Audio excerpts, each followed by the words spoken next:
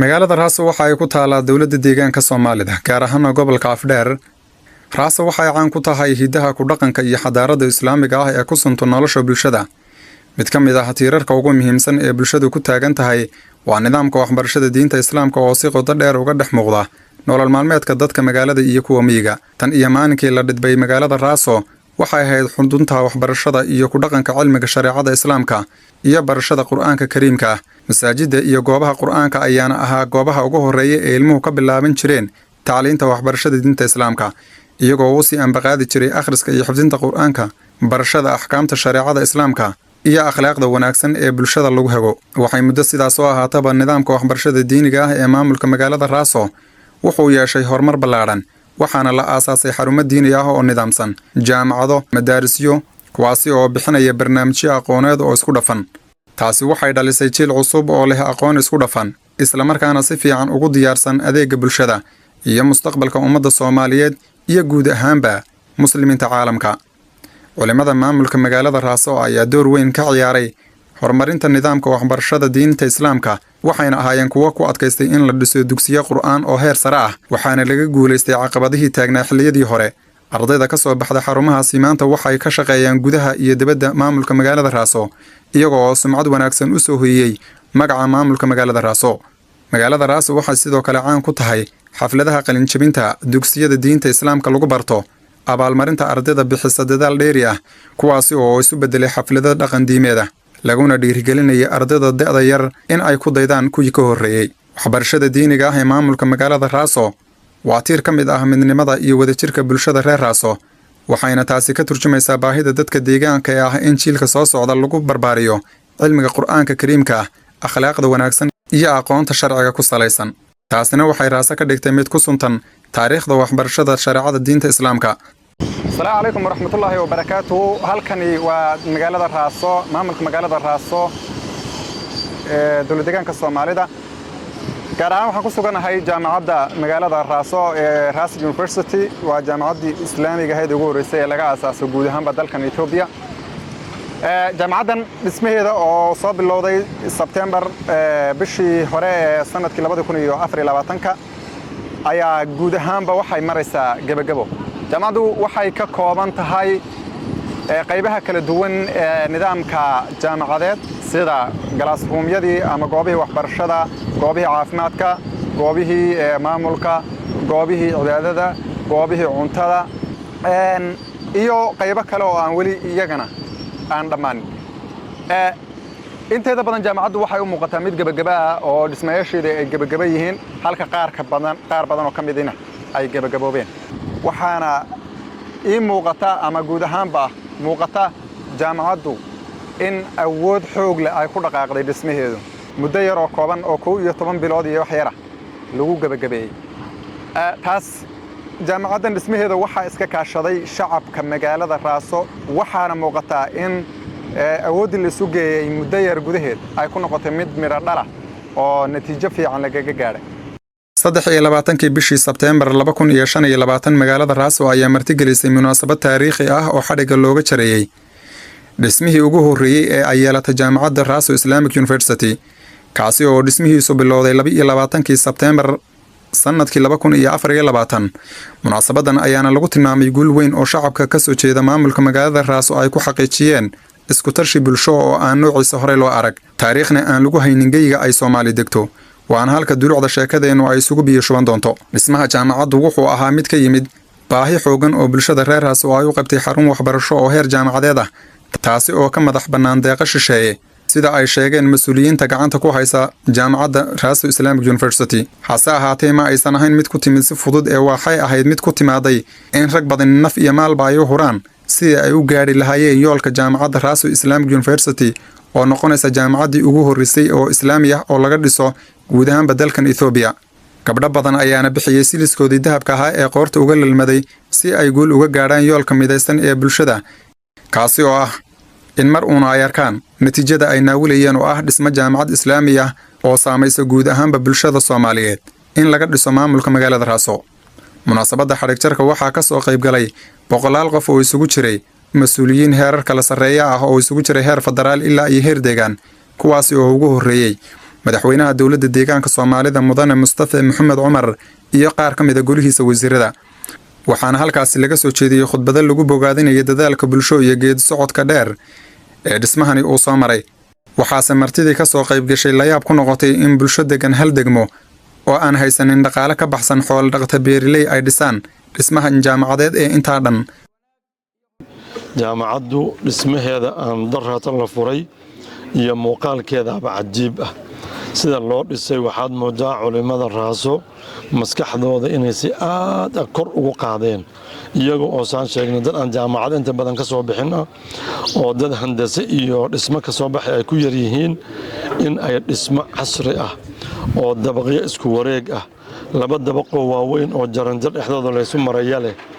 oo cajiib ah ay dhisaan waa wax lala yaabo jaamacadaasi gobolka dhan waxay ku reebaysaa raad aad u weyn koow muuqaalka dhismaheeda iyo habka casriga ah ee aadka u qurux badan waxaa la ii sheegay oo sheekha dhisaya culimmada dhisaysa sheekh ka mid ah oo maalin telefoon kula hadlay iyo xaqiijiyay waxaan rabnaa buu yidhi guri kasta oo la dhiso inuu ka soo baxo injineer haysta shahaada caalamiya inuu gurigaas oo kala dhisi karo markii loo baahdo intaan la gaarin dadkii cilmigeeda ka baxayay injineer shahaado la siiyo oo la yidhaha injineerkaas hebela ayaa dhismaha ku farayareystay waa mid cilmigii oo haddaba magaalada si aad u ballaaran u yaala in loo sameeyo sisteem iyo shahaado iyo mataqaanaa muuqaal cilmiyeysan oo casri oo jaamacadaha adduunka ee Azhar iyo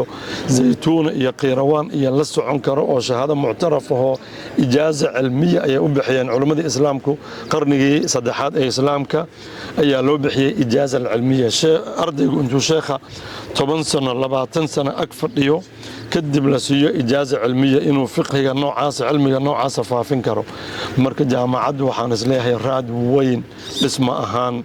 waxaa la isu keenay culimmadii Suudaan iyo Yemen iyo Soomaaliya iyo caalamkii kale oo la keeni doono khibradoodii iyo cilmigoodii inay marka arday cilmiga ku habaysan cilmiga ka horana ikhlaas iyo diinta oo loo shaqeeyo ay qalbigooda meel weyn ku leedahay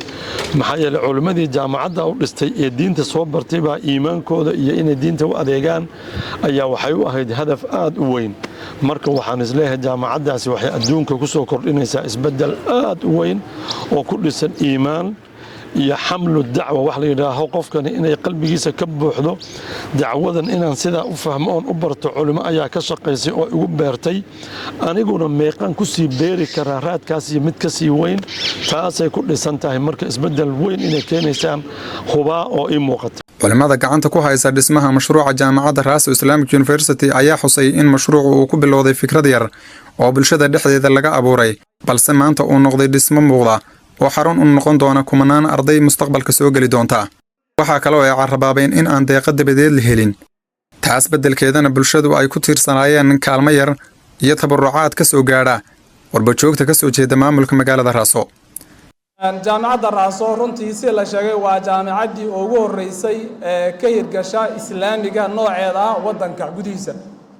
arinta marka waxaan dhigi karaa sababteeda waa laba qaybood runtii dadaalka iyo juhuudda badan ee diinta khidmadeeda iyo kor u qaadisteeda ee reer Raas ay wadeen ee u waday gaar ahaan hogaaminayay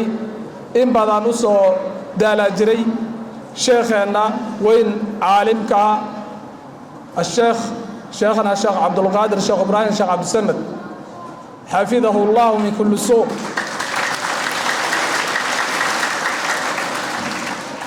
ذلك وقت دير منذ عمره انت دادي سلطة وكسو بحيي أي لاي صورة قال وقت دقاي إن أي راسو جامعة كوبادي أو الرئيس الإسلامي إن كير قشو وحسب كالله isbedelka furfuran ee ka hirgalay wadanka guud ahaan iyo deegaankeena gaar ahaanba maca dalika waxa lagu mashquulsanaa oo bulshada reer Raaso dhammaan ay u taagnaayeen iyo intii ilaahay waxa way fursad uga siiyay dhismahan ballaaran aynu aragno runtii dhismahan ballaaran iyo inta uu ka kooban yahay hadda waa fayskii koowaad fayskii labaadna beedin rabbu ku daba jiraa kii saddexaadna uu ku sii jiraa ilaa laga dhameystiro jaamacadda inta adeegeeda ku filan laga dhamaystirayo waan arrin go'aan ah juhuudaas dadkii howlwadeenka ka ahaa inay shaqada dhamaystiraan arrin ka go'an weeye laakiin dhismahan hadda inoo dhammaaday runtii waa dhisme aad u ballaadhan oo ah 10 baloon buu ka kooban yahay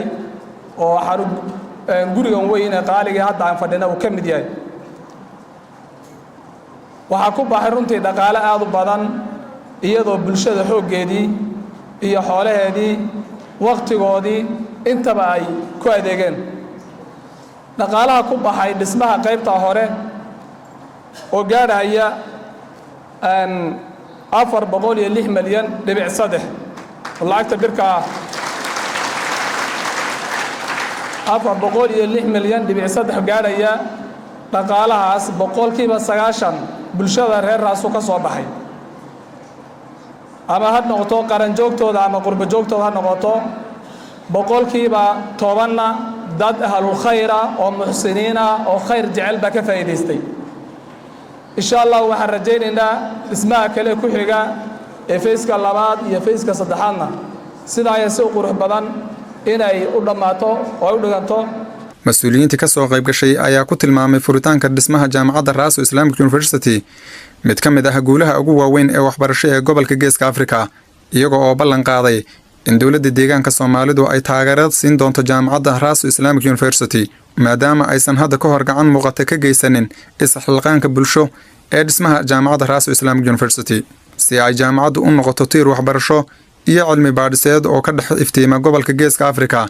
jaamacadan oo lagu dhisay isku tashi bulshada reer Raaso ay samaysay dal iyo dibadba